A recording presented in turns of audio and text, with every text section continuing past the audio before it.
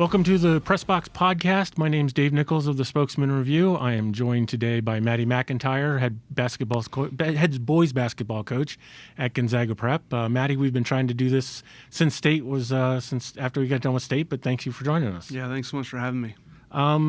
Let's talk about state to begin with, because obviously it was a lot of fun for everybody, but this was really, in your previous state title, and we should preface this by saying this was Matty's third state championship at the Coaches Gonzaga Prep. Obviously a terrific body of work, but this state title team was really the definition of team, wasn't it? Yeah, absolutely. It was a great group of young men, and I think no one really expected us to win the whole thing. We kind of were better than our pieces. The team really shone through, and I think we overachieved in a lot of ways. Because I'm pretty sure when I first called you at the beginning of the basketball season, like still in October, I called you and who's going to be good this year? Because the league didn't have any returning, there was one returning all-league player last year, right? And so I've tried to gauge your interest, and you're like, I think we'll be lucky to win 8 games this year. Obviously that was wrong. When did things start to come together and you're like, hey, maybe this will be a good team? Yeah, I have thought about that a little bit. Losing our 2 all-league players in Dylan Groves and Nate Christie really took a hit, and we didn't know how things would come together. So the GSL is always so tough and competitive. It's hard to win those games night in and night out. And so we beat West Valley Yakima, who was a top 10 team, but it was early in the season and you don't put much stock into the rankings and the numbers. Went out to Post Falls and lost a close one. And then we went on a really cool trip to Hawaii and lost to Punahou in a really close game. On their court. On their court in overtime. They're referees. I won't get too much into that, but that was a different experience. And then we just snuck by after the first of the year. We snuck by Ridgeline in a game that, we probably didn't have a lot of business winning.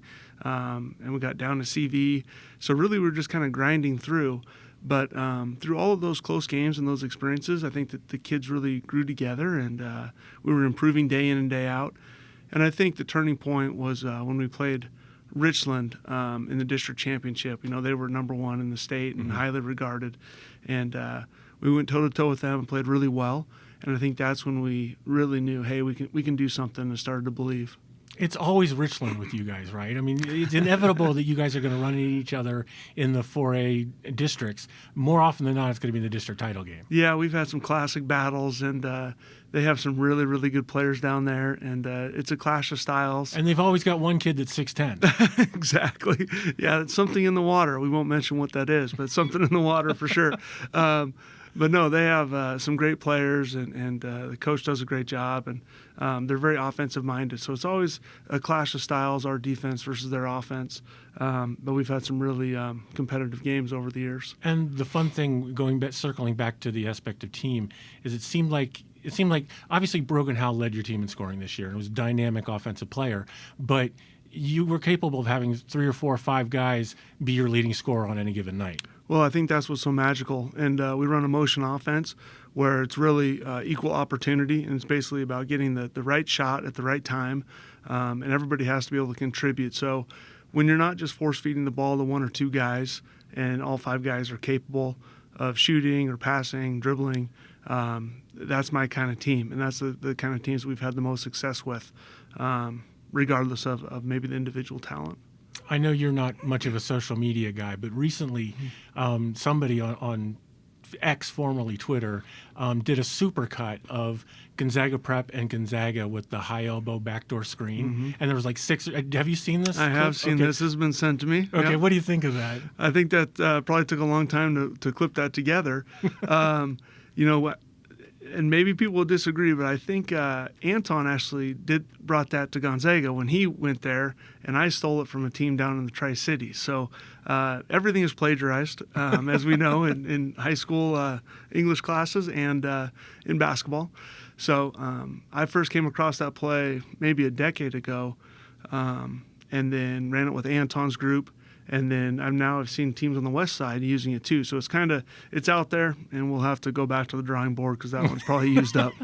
Is it? Do you take that with a sense of pride? Is it embarrassing when you see that something like that? Somebody obviously going out of the way to highlight something that your teams have done well. Do you take that easily, or is that something that you shy away from? Oh no, I that's a huge compliment. I mean, imitation is the best form of flattery, and so no. And in today's world, you run a play or two, and have a little bit of success with it. It's going to get out there, so it keeps the wheels moving and keeps things fresh. And you can't keep going back to the well too often. But no, I think it's very cool to get it out there, and that's I think what good coaches do is you're always trying to find the next thing and marry different actions. Another one of the calling cards of your teams has been just unrelenting defense, and that's got to be something in the modern game that it's hard to get kids to buy into. So I wanted to ask you that a little bit about that. How do you get them to sell out? Because I told you on the way in, I was reading the state gamers from Anton's years, and you were talking about the commitment to defense then, and this year it was the same thing. You're like, if the game's in the 50s, we're going to win it. Mm-hmm. Yeah, it's a culture thing, and it really comes down to the philosophy of what you believe in. And I do believe in being countercultural. That stems from my high school coach, Mike Haugen, who I hold in such high regard. And he created the foundation for all of this success. But, I just think too much value and too much emphasis is put on scoring points and rebounding and stats. And if you can get away from some of those things, it can create the magic like we accomplished this year. And so it takes a lot of special kids. It takes a lot of unselfishness to buy into something like that. But now that it's established, the kids and the coaches up and down the program, they know what to expect, and it just becomes kind of second nature. Just they don't know any better. It's just what we do. But I know that we put a lot of time into breakdown stuff in practice. We don't do hardly any 5-on-5, but we spend time on what we value, and we spend a lot of time on defense. Do you think that's kind of like your secret weapon? Because when I go over to state when I'm covering the games, people always want to ask about the teams from the east side. What about Gonzaga Prep? What about Mount Spokane? What about the girls teams? And almost to a team, it's defense. Mm-hmm. It's like nobody on the west side wants to play defense. It's kind of the Spokane secret weapon. I would agree with that. I think that there's definitely different styles in different districts across the state. And I think Spokane has some really, really well-coached teams, some really talented coaches, probably underrated in my opinion. But yeah, I think to go up against what oftentimes is better athletes, quicker, faster, maybe a little bit of a pressing team, it's kind of fun when you can contrast styles and see them come out on top. But it just seems like to me it's a little bit easier to control tempo and slow the game down rather than try to speed it up when you don't necessarily have quite the athletes that maybe some of the teams on the west side do. And then I got to imagine the teams that do want to play that up-tempo game get frustrated on top of the physicalness of it. Well, that's just it. I feel like in high school, if there's one or two great players, you can take them out of their game, or you can game plan to kind of limit their ability to score a bunch of points. So it is definitely a strategy, and it's a philosophy built into every single thing that we do. Our offense marries our defense in terms of how we teach it and the actions that we do to try to give us a chance to win against teams that maybe are bigger, stronger, and more athletic. We've talked about Anton a couple of times, and I want to talk about him specifically, maybe in a little bit. But let's go back to that first state title team, because that is really an interesting team, right? Because obviously Anton was the leader, but you had two Division I football players on that team that kind of stepped back and said, okay, we'll do what you need us to do. We don't need to have the ball. We don't need to score points. Anton's going to do that, but we'll play defense. We'll rebound. We'll block up the paint and do it for you. That's. I was just reading the game story and just reading about Devin Culp and Sam Lockett stepping back into that and playing those roles. You don't find that in high caliber players, athletes like that are willing to step back. 100%. That was a really cool team because obviously you had the superstar in Anton, but even he was so unselfish and he didn't want the limelight or too much attention. He wanted to do it with his buddies. Because those guys were seniors at the time too, and he was a junior. Totally, yeah. So he was a year younger, and then Sam Lockett was just incredible in what he did on the defensive end. One of the toughest kids I've ever coached, and just had the nicest way about him. And then Devin would come in and push people around and throw his body around, and he had to guard. He was so big. He was so big, and he had to guard Soren, who was from Richland, who was 7'4".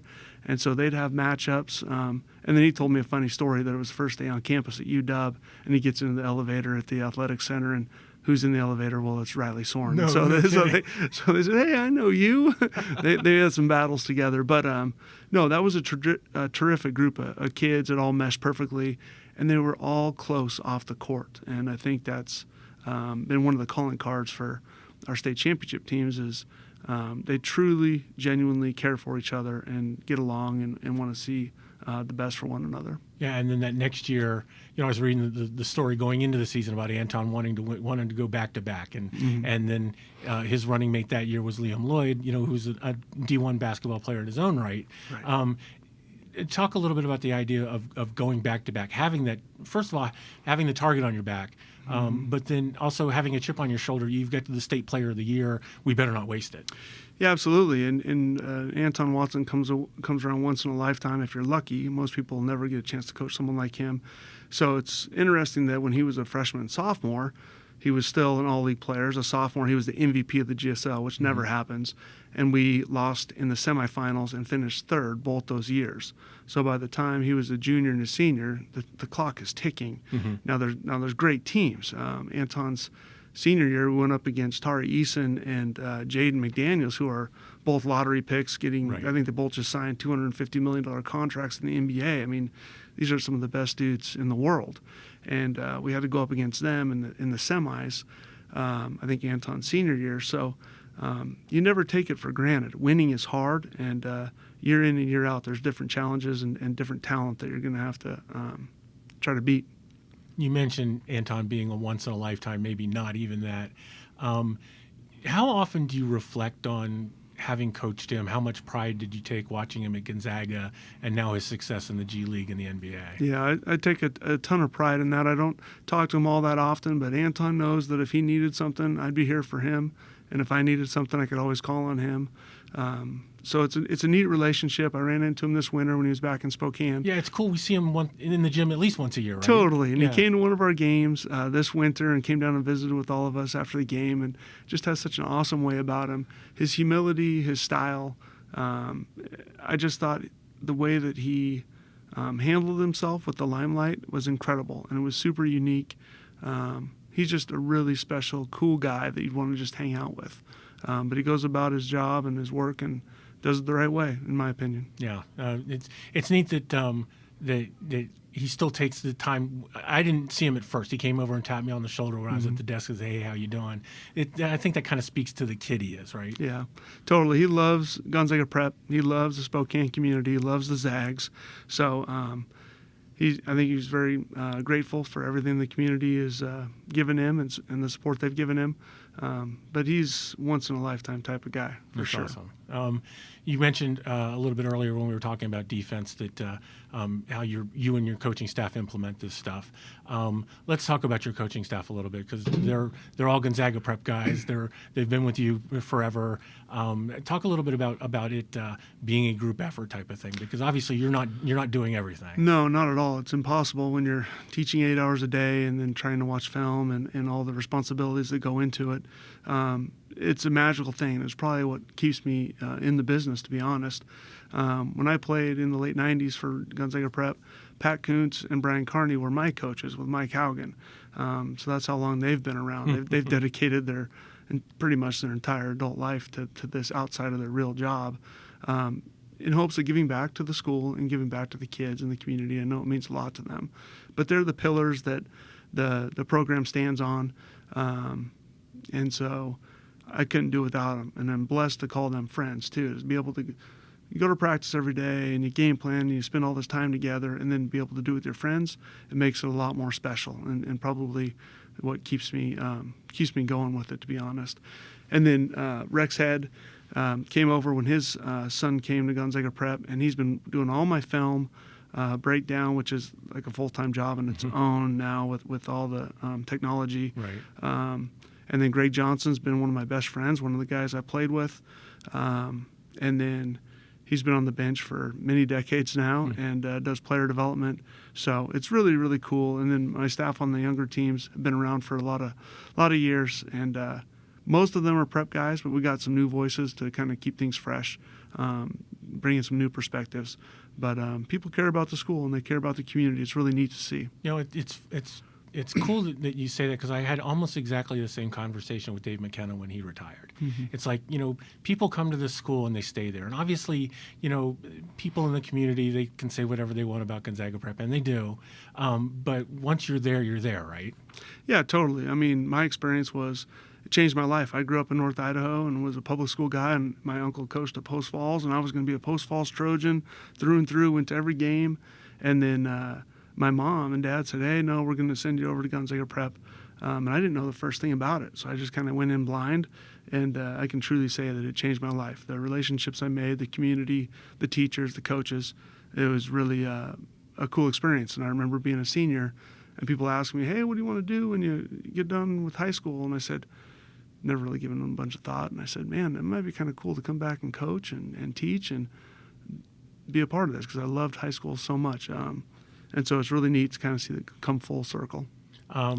Speaking about full circle, we saw your daughter, Olivia McIntyre, her basketball career, her journey at Gonzaga Prep finished this year, and obviously a tremendous career that it was. It went to the state championship game as a junior, as a senior, all league, played in the all-state game, played in the Spokane Showcase. How was that for you, watching that, first as a parent and secondly, and probably peripherally, as a coach? Yeah, I really made a decision, me and my wife, when you have kids, you're like, how are you going to handle youth sports? I mean, that's probably the topic that comes up. And we said early on that it was going to be very hands-off, no pressure. That was one of the greatest gifts my parents gave me, is they supported me through baseball, Little League baseball, and basketball, and football, and all my activities. But it was never pressure. It was like, you play sports or you're going to work or work around the house, get a job or whatever. So it was like an escape, and I loved it. And I just never wanted any of my girls to feel any kind of pressure with me being a coach or even just being a dad. So I was very hands-off. I'm really happy with the way it worked out. And I could just sit back and enjoy and observe and let them choose their own path. But I'm very proud of Olivia. I know she's put in a lot of time, a lot of work, and not much of that was with me. I mean, if she asked me to go shoot or go do something, of course I would, but she would have to ask me. I would never approach her and say, hey, let's go shoot or let's go lift weights. But no, she had a great high school career and made a lot of great relationships, and I'm looking forward to watching her down at Redlands. She's going to play at Redlands next year, and I think it'll be a good fit. That's pretty exciting. It's not everybody plays college sports, right? And we talk a lot about it in recruiting, and obviously with me covering the 4A, 3As a lot, I see a lot of kids that end up going to college, but it's not a given, right? No.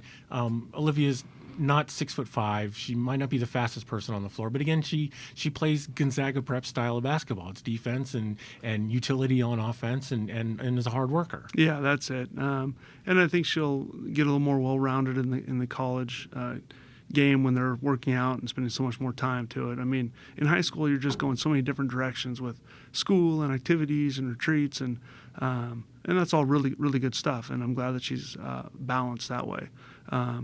But yeah, I think she'll be able to contribute at some point down the line. I'm not sure when, but it'll be certainly a big jump. It always is, going from high school to any level of college, and so you don't want to take that for granted. No. Obviously, with the girls playing before or after you guys, how much did you actually get to watch her over the last 2 years? Yeah, that was she made a mention of that once or twice. If it was a close game, I could stay down for the first half, no problem, and sit with my dad and my wife and watch the game together. But then I'd head down for my game and get ready. But if it was close, I kept an eye on it. I could always sneak up and catch the last few minutes.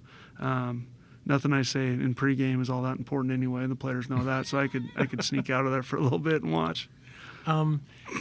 Is there anything that you've missed, like either basketball wise or classroom wise, or like just consider your career? And is there anything that you think, gee, I wish I would have done that different, or I wish I could have reached that kid, or why didn't I do it the other way? Oh, I think for sure. I go through different scenarios all the time with that, and how could you have handled that situation better? I think you're always looking to be open to growth in those ways and reflecting on stuff.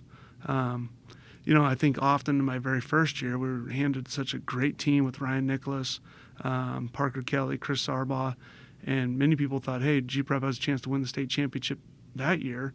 And I felt that pressure as my first year and came into it. And then we had a great season and got to the state tournament. And back then they still drew it out of a hat. It wasn't seeded.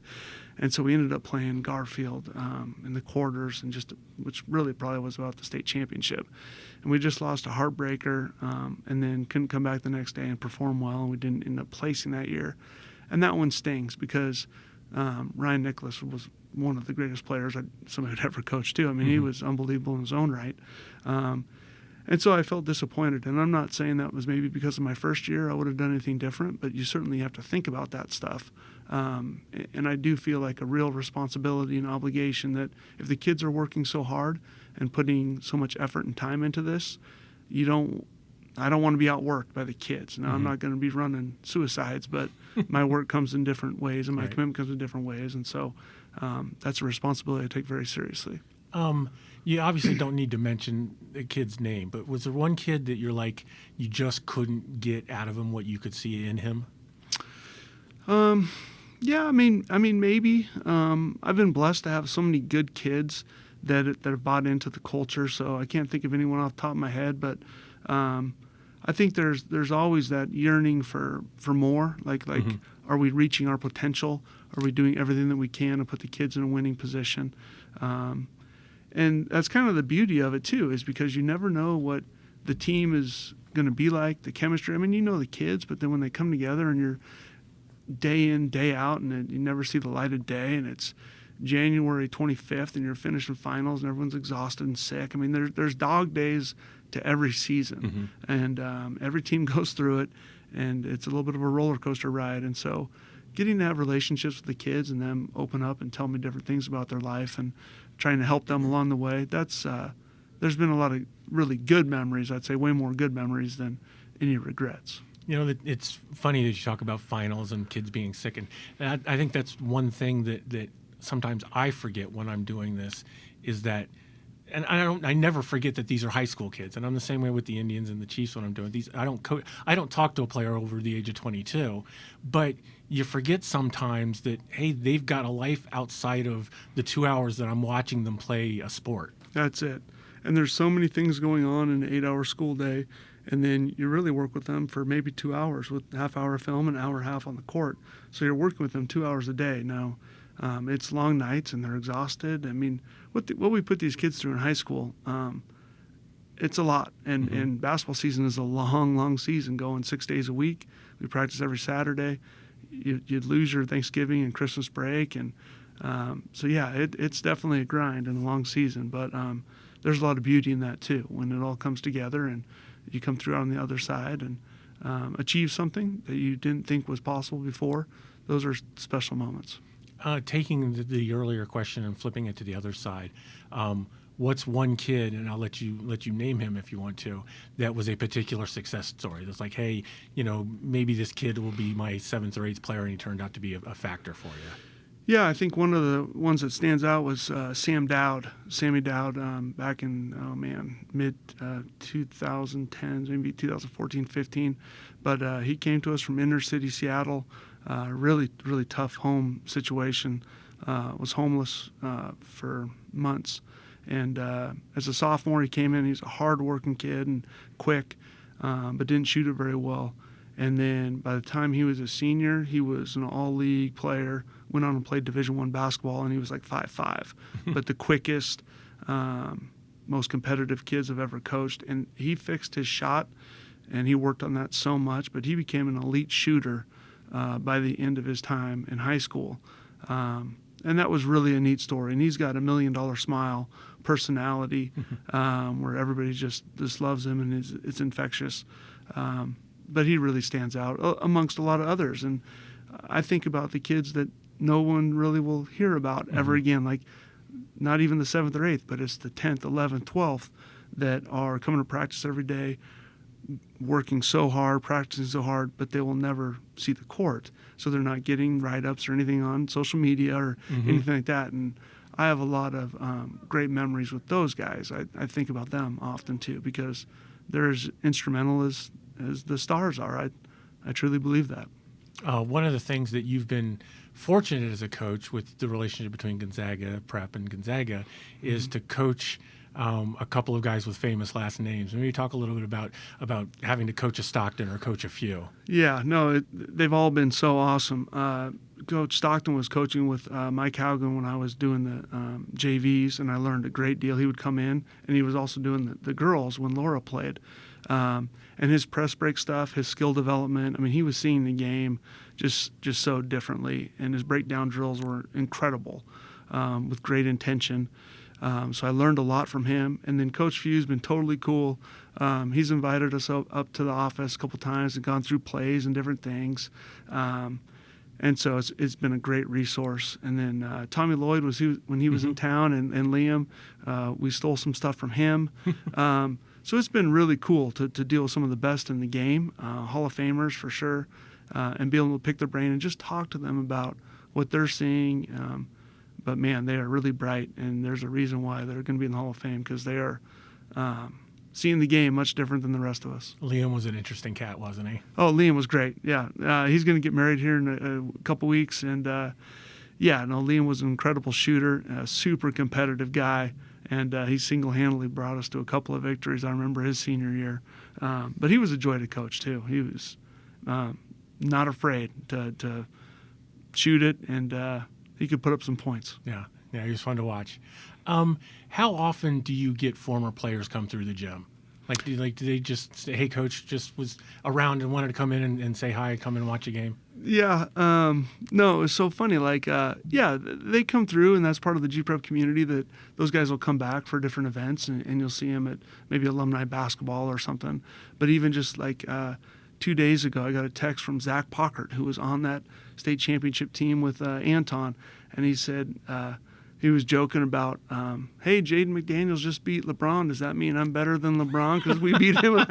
Just stuff like that. It's just fun. It's just these guys are mid-20s now. They're adults, and we can have a quick text session over some memory that gives them a smile.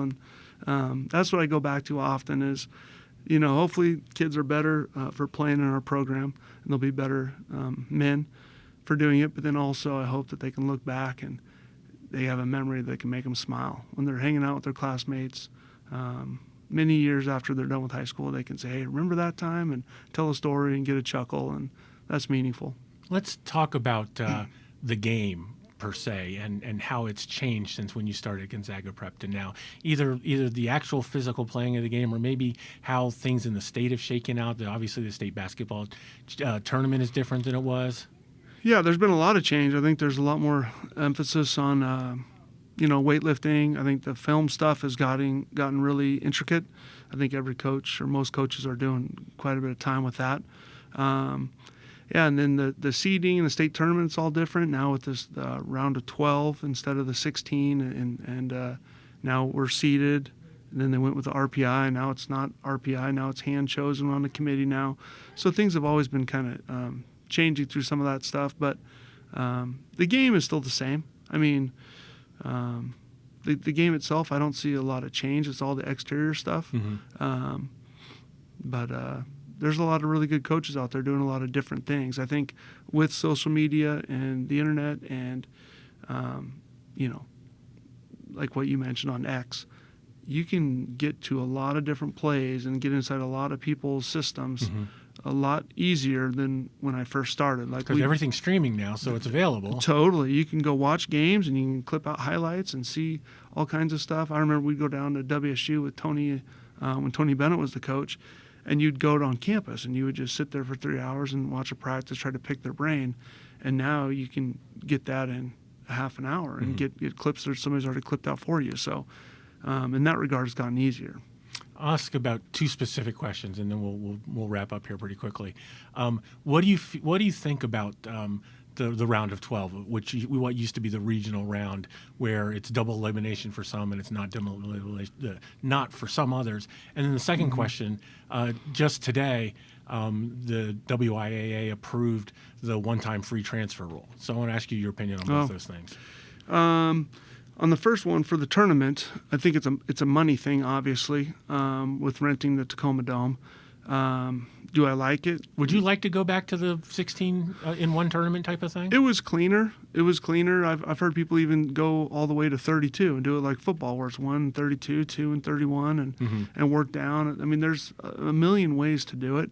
The difficult thing with how it is now is that being in Spokane, I remember 2 years in a row we got sent to Union in Vancouver on like a Friday night and lost. It was 1 versus 8. We were 8, and then we had to drive and pay the bus. I mean, thousands of dollars at the school and program's expense, and then 3 days later head right back over to the loser round on Wednesday. We lost that game, and now we're back in Spokane, right. And we had to stay at a hotel and miss school on Tuesday. So the current system puts so much of the financial onus on the high schools. Yeah, and NC had to do that the last 2 years too. Yeah. Yes, and I mean, do I love that? I mean, that's really tough for Spokane. West Side, if they're a little more condensed and closer, it's not that big of a deal. But you're going over the mountains twice. I mean, there's a lot of logistical problems with some of that. It just puts a lot of pressure on you, depending on how it shakes out. But then, they have to come over here every now and again. Like Puyallup had to come over this year and do it. So I'm not saying it's bad. There's a financial piece that they've just kind of shifted it, and the schools have to eat that. To your second question about the transfer rule.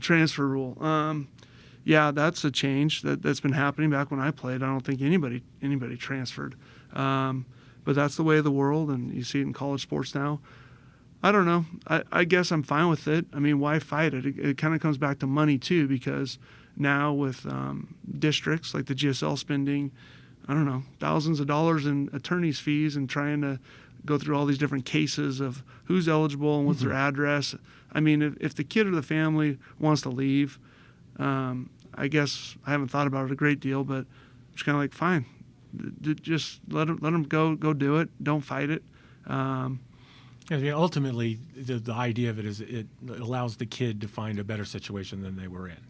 Yeah, I mean, I hope theoretically that's the case, and because this is different than the hardship rule. This is a one-time free. Correct. Anybody can transfer one time in their high school career. Correct, and I think and there definitely are hardships, but then there's also things where like, well, man, is that really clear? We don't know what's going on, or we know that this is a little fishy, and so now it just kind of, I guess, with today's ruling, just let them. If they're unhappy, let them go somewhere.